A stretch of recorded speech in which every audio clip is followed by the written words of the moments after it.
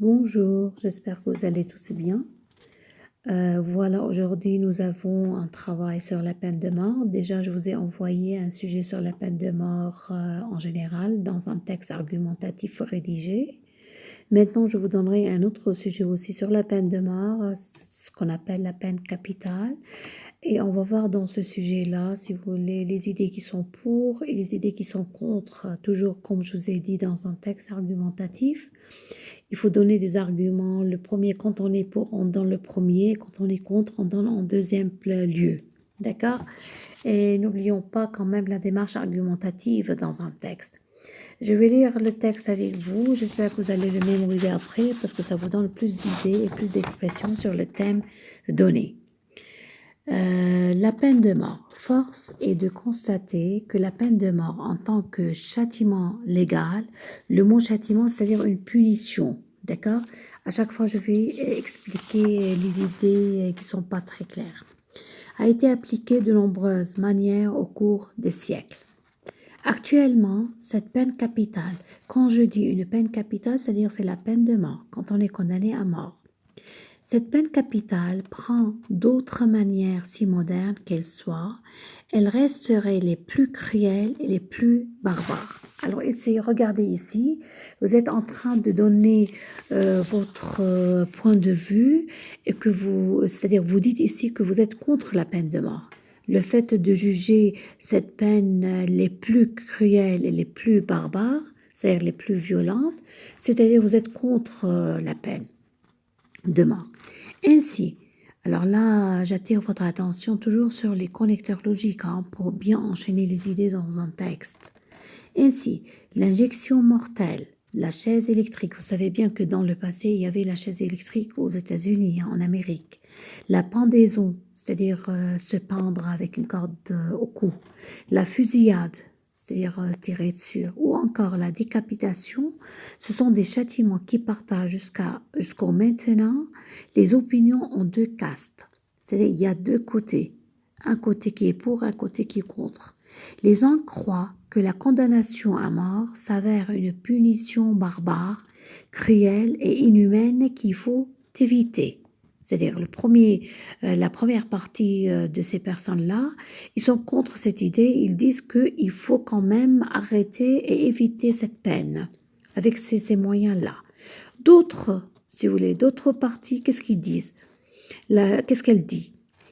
En s'y opposant, plaide pour son maintien, c'est-à-dire l'autre partie, elle s'efforce de garder cette peine, si vous voulez, cette punition et ce genre de châtiment. Faut-il donc réserver cette sanction légale ou l'abolir? Regardez ici la problématique qu'on donne. On est en train de suivre la démarche argumentative dans ce texte. Je passe à la deuxième partie pour donner les arguments. À chaque fois, je donne un argument et je valide par un exemple, si vous voulez, la validation. En prétextant bon nombre d'arguments, les partisans de la peine capitale, quand je dis les partisans, c'est-à-dire les gens qui sont pour cette idée, pour la peine de mort, défendent leur point de vue. D'abord, voilà, encore connecteur logique, cette punition suprême s'avère le meilleur moyen de dissuasion dont dispose la société face à certains criminels dangereux. Tel est l'exemple de Mjilina et l'assassin des enfants à Taroudan. Voilà, je suis en train de donner un exemple ici.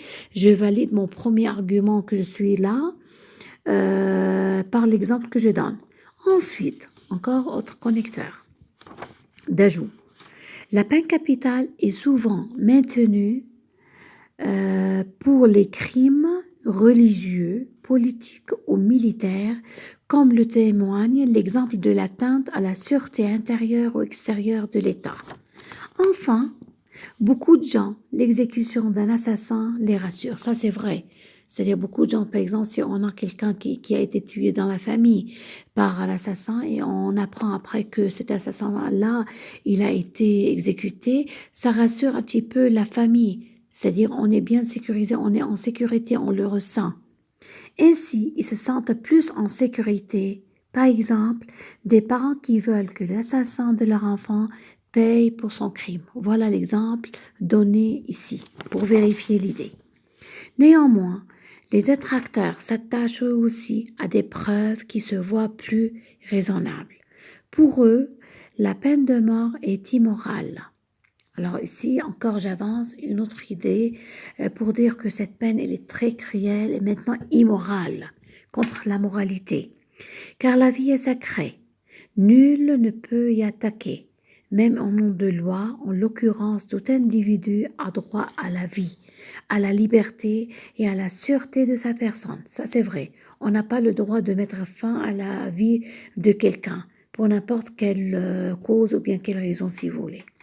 Dans le même ordre d'idées, la peine de mort est inutile. De ce fait, la nécessité des peines dépend de leur efficacité. Si une peine n'atteignait pas le but qu'on se propose en l'infligeant, à coup sûr, elle ne serait pas nécessaire.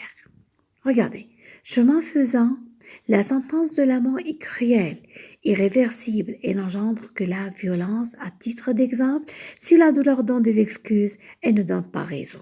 Voilà, parfois on peut se tromper, quand on donne par exemple l'ordre d'exécuter quelqu'un et on découvre à la fin que ce quelqu'un-là était innocent, là ça va être vraiment le remords.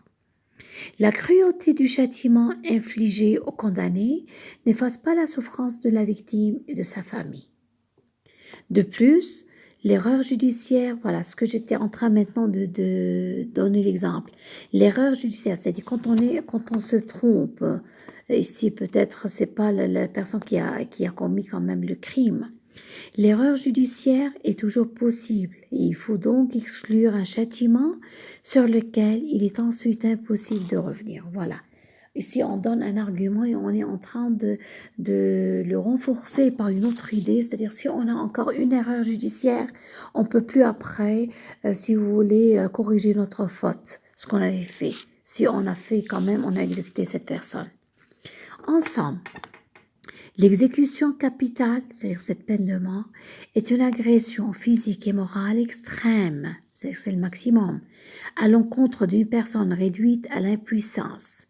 Cependant, beaucoup de pays qui se sont engagés à respecter la Déclaration universelle des droits de l'homme maintiennent encore la peine de mort dans leur législation. C'est-à-dire, on a beaucoup de pays, cette idée elle est importante ici, on a beaucoup de pays jusqu'à nos jours qui disent qu'on est pour la Déclaration universelle des droits de l'homme, on est pour la liberté, etc. Mais ils ont toujours dans leur système judiciaire, la peine de mort, elle est toujours encore appliquée dans leur système judiciaire. Alors c'est ça ce qui est le pire ici.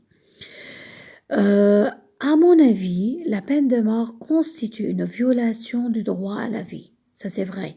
C'est le châtiment le plus cruel, le plus inhumain et le plus dégradant qui soit. Elle n'a pas sa place dans un système judiciaire moderne. Réfléchissons-nous donc à le remplacer par des châtiments moins violents, tels les travaux forcés. Alors voilà, à la fin, cette dernière phrase, l'interrogation qui est donnée à la fin de ce texte. Vous savez bien quel est son rôle ici dans l'échelle argumentative. C'est une problématique, mais qui est rhétorique, c'est-à-dire qui n'attend pas de réponse. On la pose pour ouvrir un nouveau ou bien un nouvel horizon, si vous voulez. D'accord? Je vous rappelle toujours, on a la structure ou bien le schéma argumentatif.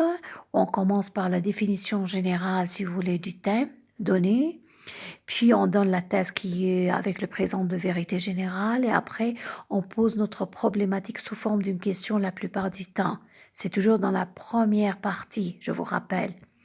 Quand je passe à la deuxième partie, bien sûr, je commence avec le connecteur logique et je commence à donner mes arguments où d'abord j'annonce mes arguments dans la problématique de la première partie. J'annonce ça dans ma question que je pose au début. Dans la deuxième partie, je commence par mon premier argument qui est le moins fort. Je valide par un exemple. Ensuite, par un connecteur logique, j'introduis mon deuxième argument aussi validé par un autre exemple. Je passe à la dernière partie par finalement ou bien ensemble, etc. C'est-à-dire une expression, un connecteur logique qui montre que je suis en train de conclure de déduire mon résultat, c'est-à-dire de cette expression ou bien de cette pensée-là, de cette analyse. Je donne le bilan général qui sera en fonction ou bien en relation avec la définition au début du texte. Et à la fin, je donne ma problématique rhétorique qui n'attend pas de réponse. Mais je donne une autre idée à analyser peut-être, qui va ouvrir peut-être après un autre sujet pour l'avenir. D'accord? Voilà, c'est ça mon thème, si vous voulez, ou bien mon texte sur la peine de mort. C'est le deuxième sujet argumentatif que je donne. J'espère de votre côté que vous allez bien le mémoriser comme ça. Vous aurez beaucoup d'idées sur ce thème donné parce qu'il est très important quand même dans notre programme. Jusqu'à maintenant, sur le thème de la mort, on a quand même travaillé 2 sujets.